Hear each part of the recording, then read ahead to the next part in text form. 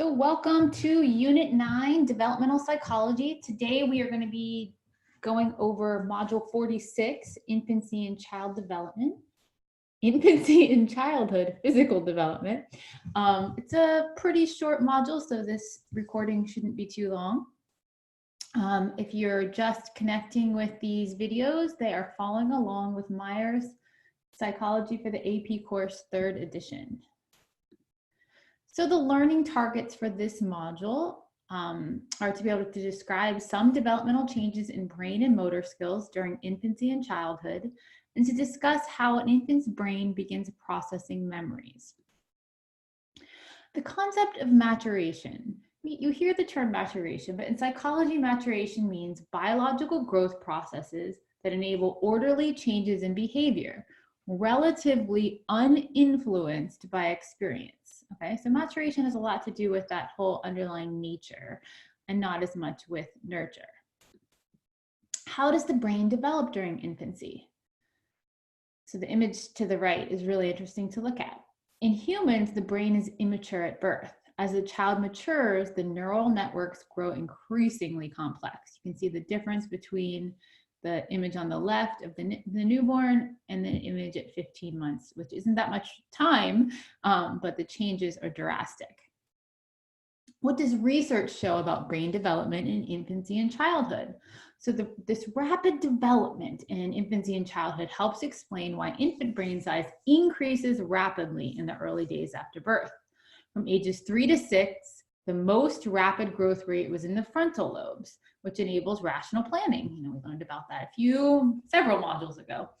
During those years, the child brain requires vast amounts of energy. The energy-intensive process caused rapid progress in your ability to control your attention and behavior.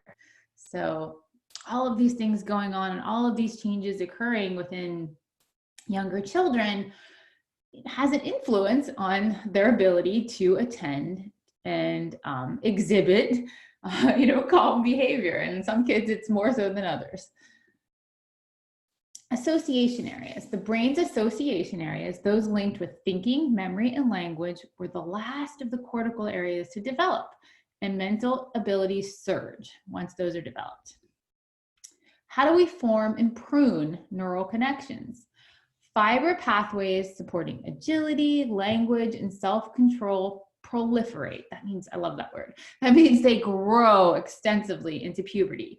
Under the influence of adrenal hormones, tens of billions of synapses, think back to biological basis of behavior, form and organize, while a use it or lose it pruning process shuts down unused links. So what that means is if you don't use it, then you will lose it and you will no longer have those connections. So that's why it's important at those young ages to really expose kids to lots of different things. So here's an AP exam tip. Note that maturation to developmental psychologists is a biological sequence. This is much more precise than the general notion that maturation means to become more adult-like. I kind of mentioned that earlier on, right? This is a little bit more of a specific definition for psychology of what maturation means. How about the motor developmental sequence? Look at all these cute little ones. So sitting, crawling, walking, running. This is the general sequence for most people. Now, of course, there are always some exceptions. The sequence of these motor developmental milestones is the same the world around, though babies reach them at varying ages. Okay, there's a general range when most babies are learning to sit up, when they're learning to crawl, when they're learning to walk, when they're learning to run. But it's a range. And there are people that fall outside of the range. And sometimes that can be worrying, but sometimes it's just kind of typical for their family development. Is the age of walking guided by nature or nurture? Genes guide motor development. In the US, 25% of all babies walk by 11 months of age, 50% within a week after their first birthday, and 90% by age 15 months. Okay, so my particular family, we are a family of early walkers. My oldest son walked at 9 months, and our younger son walked at 10 months, and started running soon after that. And there's a familial history with that from I think maybe both sides of my family, but especially my father's side, that there's some really early walking that happens. It seems to be fairly guided by a lot of nature. But nurture may amend what nature intends. In some regions of Africa, the Caribbean, and India, caregivers often massage and exercise baby, which can accelerate the process of learning to walk a little bit. What does research show about our ability to retain early memories? Studies suggest that we consciously recall little from before age 4. I personally don't know that I can remember anything. Mice and monkeys also forget their early life, as rapid neuron growth disrupts the circuits that stored old memories. But as children mature, infantile amnesia wanes, and they become increasingly capable of remembering experiences, even for a year or more. Maybe you can think about this in terms of, what can you remember from your early childhood?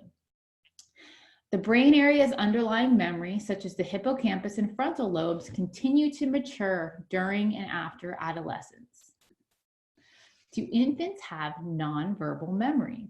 So researcher Carolyn Rovey-Collier observed nonverbal infant memory in action. Her colicky 2-month-old Benjamin could be calmed by moving a crib mobile. This is an interesting thing she found out. Weary of hitting the mobile, she strung a cloth ribbon connecting the mobile to Benjamin's foot. Soon he was kicking his foot to move the mobile, even at that very young age. So she realized that, contrary to popular opinion in the 1960s, babies can definitely learn. To know for sure that her son wasn't just some sort of whiz kid, she repeated the experiment with other infants. And they too kicked more when hitched to a mobile, both on the day of the experiment and the day after. So how does her research demonstrate infantile learning? So what if, however, she hitched them to a different mobile the next day, the infants showed no learning, indicating that they remembered the original mobile and they could recognize the difference.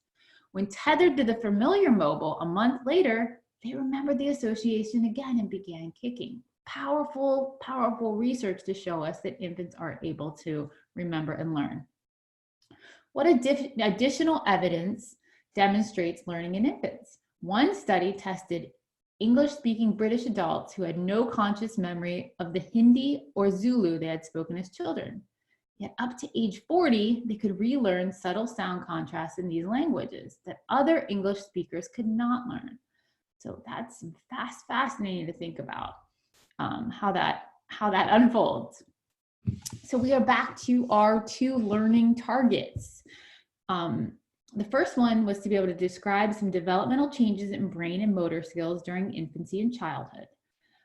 So what did we learn about? The brain's nerve cells are sculpted by heredity and experience, nature and nurture. Their interconnections multiply rapidly, very rapidly after birth, a process that continues until puberty, when a pruning process begins shutting down unused connections. So use it or lose it.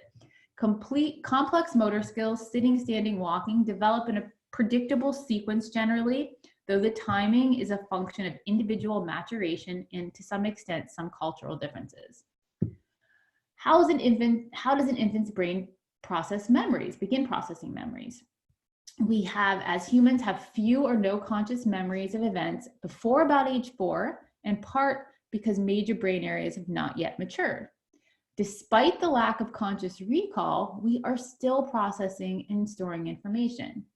Okay, this is evident in those who spoke different languages young children and are able to relearn their sounds more easily as adults, right?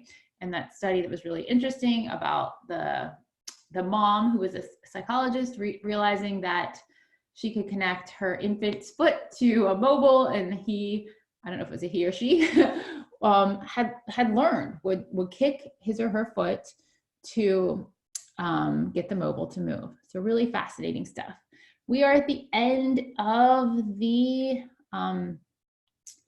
module review for today. So thank you for listening. Take care.